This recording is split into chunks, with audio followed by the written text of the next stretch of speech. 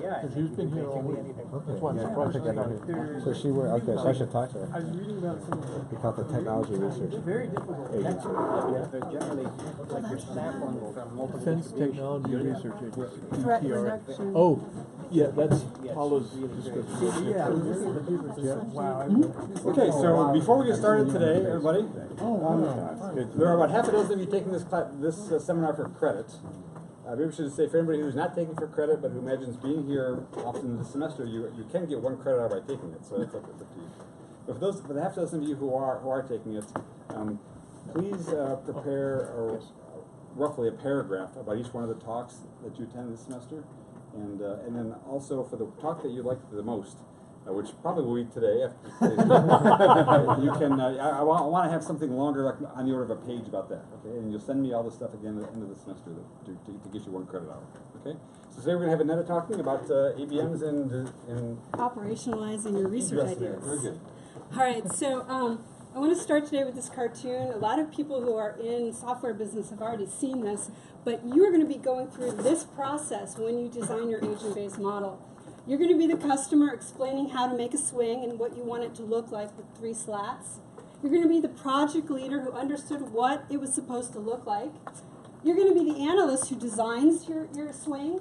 You're going to write it yourself. See, the swing is very effectively tied to the tree there. You're going to sell your tree to other people as a business consultant. It's going to look really cushy. You're going to document it, right? We're all going to remember to document our code so we can use it later. And then we're going to install it on other people's machines so they can run your model on their machine. You're going to bill the customer. If we're lucky, we're getting paid. So this may not be the case. And then we're going to support it by just chopping the tree down. But really what we needed was a tire tied to the branch of the tree. So this is the realm that you're entering when you start designing agent-based models. And keep this in mind when you start getting frustrated. It's part of the process. Anytime you write a program, you're automatically putting bugs in it. That's normal. How do we get to something that actually we can use for our research? And that's what I'm going to try to talk through today and get to.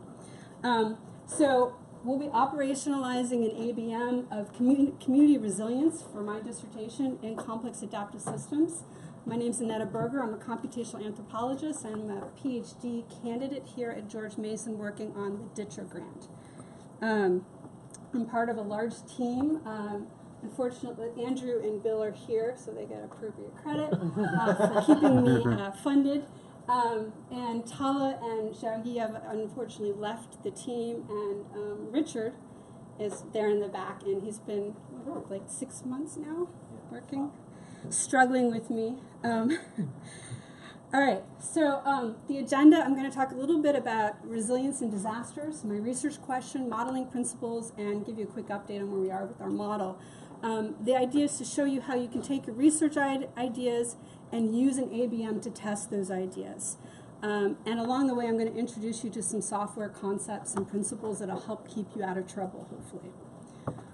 So what am I interested in? I'm interested in community resilience in disasters. And so this is a picture of a small kind of food mart in Florida, if I remember that, yeah, Florida, after Hurricane Irma. And the point here is, how did this community get this shop up and running?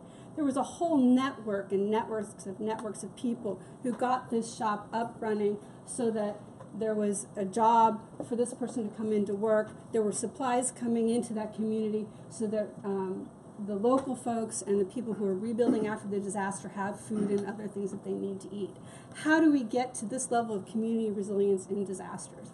And I thought that I started thinking about disasters and what's going on, and we start seeing things like it's a time of great stress. So we see things like abnormal flows of people going places they wouldn't normally go. We see a lot of damage, loss of people, infrastructure, property, and jobs. High stress situation. Everybody is not on their best behavior during stressful times, or sometimes we're at our most best behavior, depending on how we're kind of cued to behave. And we see a lot of reflexive and adaptive responses with emergent behavior and self-organization. So, okay, these are some of the unique things going on in disasters. Can I find some research theories to help me figure out how we get through these times? So I took a look at social capital theory because I thought that was a good way beyond economic capital theory to look at how humans use their capital to help solve and address their needs in disasters. If you look at Bourdieu's definition, we know that capital theory is an aggregate of resources that are linked in a network with more or less institutionalized relationships. And I prefer this definition because it's easier to code into a model. There are others out there, but I thought this was the most useful. And in his conception, social networks are there as a form of social control. So it kind of dictates how we behave. The way we behave in our work network is going to be different than the way we behave in our family networks. And it's a way to provide familial support and also to get benefits through extra-familial contacts. So I thought this would be really useful to tie in networks into a theory and an experiment. When we look at social capital, we know from the literature that they provide information, shelter, loans, gifts, childcare, emotional, psychological support. In other words, they are critical to survival and overcoming disasters and stressful situations. They are relevant throughout the phases of disaster, so we can see them at work in preparation for how much information we have about what we should be doing in the disaster. Evacuation, we usually evacuate in groups. It's not like I'm going to leave my 90-year-old grandmother at home. I'm going to take her with me. Impact, we tend to shelter in groups. We don't go hide alone. We like to take along other people for comfort when we shelter. And then in recovery, they're really critical to provide support when the traditional institutional support functions are no longer working.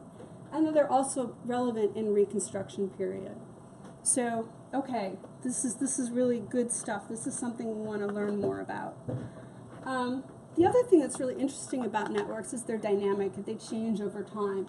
So this is a study of a Mexican-American family in Houston, Texas, and they looked at the difference of activation of network ties pre-disaster and post-disaster in the response phase and the recovery phase. And what I want to point to you is the ties that got activated after the disaster and the response phase and the ties that weren't active. So friends were not active in the response and the recovery phases. We didn't use those ties. What we did is we turned to uncles and aunts in the response phase, a little less so in the recovery phase. And we see siblings also relevant in the response phase and not so much in the recovery phase. It actually goes negative. So we see differences in the way we activate these network ties, and I'm kind of interested to figure out why is this. Obviously, Mexican-American family, we may have some cultural differences for different areas of the U.S. and around the world, but some things I think are pretty constant. You're worried about extended family during the disaster. When a major storm runs through, you check in on your relatives to make sure everybody's okay. All right. Great. So I did all this research. I need to put this into a research question that I can actually get my hands wrapped around. So DITRA funded us to look at the detonation of a nuclear weapon of mass destruction. So we're going to look at the first few days after that event. And we got to characterize how people behave and how their network changes. How do these social networks impact survival outcomes? Because what's really relevant in the first few days is not so much whether you have child care, it's whether you actually lived through the event and were able to get the medical care that you needed. All right. We know, again, looking at the literature, that ABMs are useful in modeling disasters, and we can take a look at how they do this with complex interactive variables. They let us do these bottom-up processes, so agents interacting with each other on the ground, and we can do multiple simulation runs and experiments. And the experimentation is what we're really interested in because it is not practical or ethical to do experiments in the middle of a disaster. So I think an agent-based model will be really useful in this case. How do we do research in this space? So we can build a computational model that enables bottom-up processes with ABMs. We'll be able to create these autonomous, heterogeneous, so varying agents with different characteristics, and they can use decision-making heuristics to decide how to behave within the environment that we create. And we can allow them to interact with some basic rules and processes, And then we'll be able to get some output data to analyze and assess what really happened in the model, what happened during the disaster that I created in these multiple runs. All right, cool. I think I'm feeling pretty good about this. I think I've picked the right tool. So I'm going to try to set up a social network experiment. I'm going to vary the network tie forms and vary the impact, so what the bomb looks like in different areas. And I'm going to measure what the social network ties look like, what the clusters were at the different times across this space that I'm analyzing. I want to look at what resources were available, how information flowed, and then ultimately how people survived. And then I can validate this as much as possible, given that we've only had 2 nuclear bombing events in our history, thank God, and we won't have any others. But there are some empirical studies that we can use to kind of correspond and validate our model results. Ultimately, what we're doing here is we're observing, simulating and testing, and validating in our model, right? The model provides an observation event. Okay. Modeling principle number 1. I have a goal. I have a research question. You're going to have to keep this in mind. It's really easy to lose track as you go through the process. You think you're going down the right direction. You find another problem that's really interesting. You start designing something else, and next thing you know, you haven't answered your question. Maintain the goal. So that's the first thing we need to do. All right, I'm maintaining my goal. I got to understand what a disaster is in order to model it. It's a disruption of society in which there's severe danger with losses of life and property. And so in that sense, I can look at this as a case where I have routine behaviors of our agents, the bomb goes off, and now everything's changed. And so the agents have to figure out how to behave in this new circumstance. There's a disruption. There are a lot of frameworks for understanding this out there. And they cross the spectrum: sociology, psychology, anthropology, ecology. There's probably others out there. That's the group that I researched. But this is useful, but it's really not helping me get to where I need to go. So it's relevant here. So what I'm going to do is I'm going to look at complex adaptive systems, because I think this might help me figure out some of the things that are going on in the disaster. It allows me to account for disruption of the social system. It allows me to deal with the heterogeneity of the populations. It allows me to handle the flows of information, resources, and people. It allows me to deal with the interactions of subsystems. And I can create those bottom-up processes and self-organization in the model. And then, of course, adaptation and learning if we get there. There's a lot going on. Can you really program that in time for one dissertation? Probably not. But let's see what we can do. So we can put this in a framework for our model where we can design a physical environment and a social environment and our individual agent environments with all of these interacting with each other. But that's still a lot of stuff going on, these interacting systems. And we know from research that it is our social production of structures and the way we use our environment and interact with the environment that ends up creating these disasters. But there's still, that's this huge space. I'm not going to be able to model all of this stuff. You're not going to be able to model everything that's going on in your head. So we need to narrow this down. We need to look at these basic relevant interactions so we can come back to our physical, social, and individual environments, and we can break that apart. So in our physical environment, we can say, all right, what's really relevant here? Land and water, that's critical. Agents cannot walk on water. They're religious people who've managed it, but agents can't. I mean, they could, but should they? We could program them that way. And land is where they're going to be moving in the simulation space. We're going to need road networks, because day to day we all use road networks to get to where we need to be. And we also need specific locations. And we identified homes, workspaces, and schools for our model, because we figured that given where you spend the most time, you are more likely than not either going to be at home, at work, or at school. We can't model everything. We can't model all the shops. We can't model all of the errands that you're running and the hobbies that you go into and the churches and other places of worship. So we're going to stick to these 3, right? That seems a manageable number. And then when we look at our social environment, we're we're going to simply model the social network. So your networks from your family connections, your work and school connections, and your immediate neighbors. So those people who are geographically around you. So right now, we're all in one network. And so if something happened, the fire alarm goes off, we are now one network escaping the building together. We'll probably clump, by the way. We won't all go out in a group of 50 people. We'll form smaller groups. And then what we need to do with our social environment is we'll look at the literature and we'll figure out some basic social interacting norms with aid giving and understanding the signals of when we go from a routine, everything's okay, to everything's not okay, and I need to be worried, I need to have different behavior, excuse me. So in the individual agent, I'm going to embed certain functions. I'm going to have them be able to move so they can get to and from work and home. They're going to have to make some decisions, and they're going to have to indicate whether they're healthy enough to move and make decisions.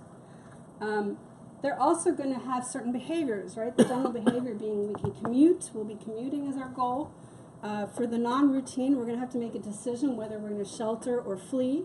And we may, if we have the right resources or we're an agent who is in the circumstance where you can give aid, and we're going to be sharing information. And then finally, we may be able to embed some emergency training in some of our agents. So we may be able to have some first responders.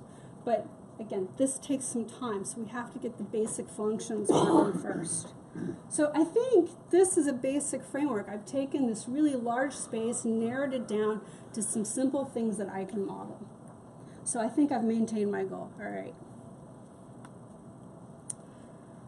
This is important. It is really easy to model in other things, so we got to keep it simple.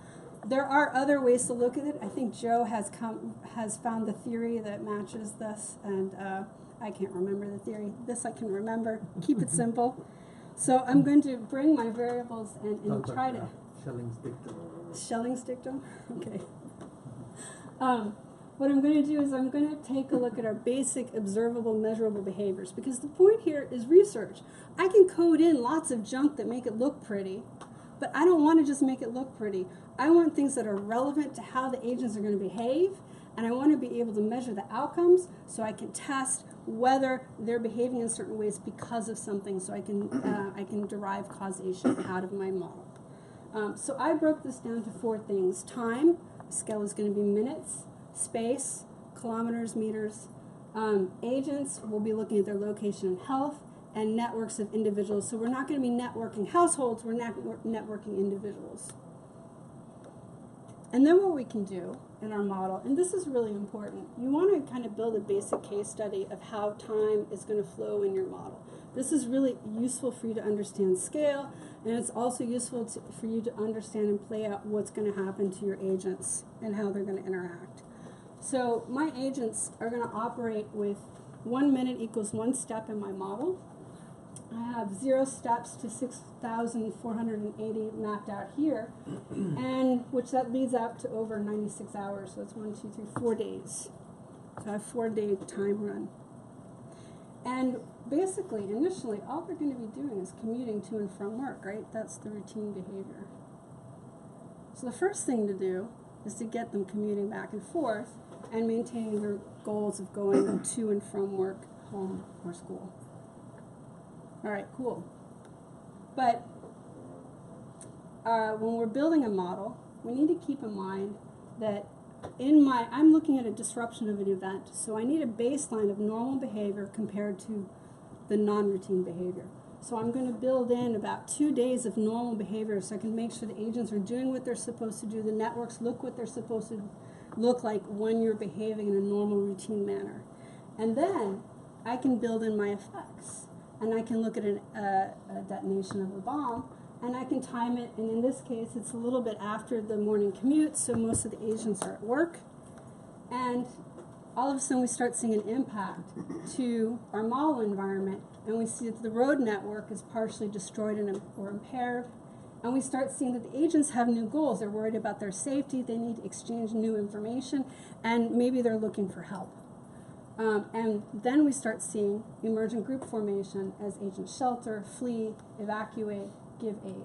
Oops, I jumped ahead.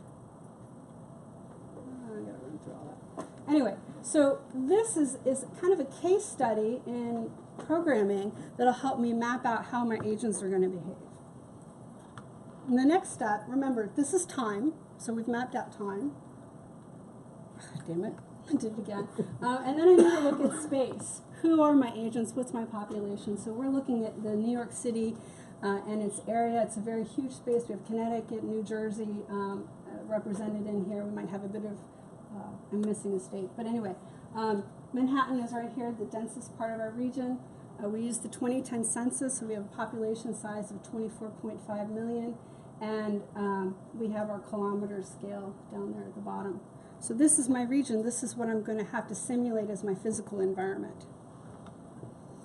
And then I can build my networks, and they're going to look something like this, where I have my family network in red, I have work and school networks in orange, and these will build out to a broader, so this is one census tract, and this will be what my hairball sample looks like.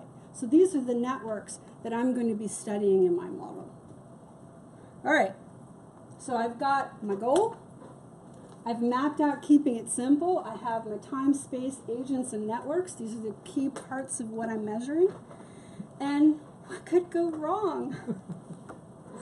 So coding is tricky business. You code one thing one day, and then about a month later, you're coding something else, and damn it, what you coded 2 months ago is not working with your new code. And why didn't I write that comment in there? Because I can't remember why I did this. Try to keep your code clean. Comment it. Organize it. Because otherwise, you're not going to be able to take care or build your own model, let alone have someone else do it for you. You need to be able to understand, reuse, change, and update the model just for yourself, let alone for others.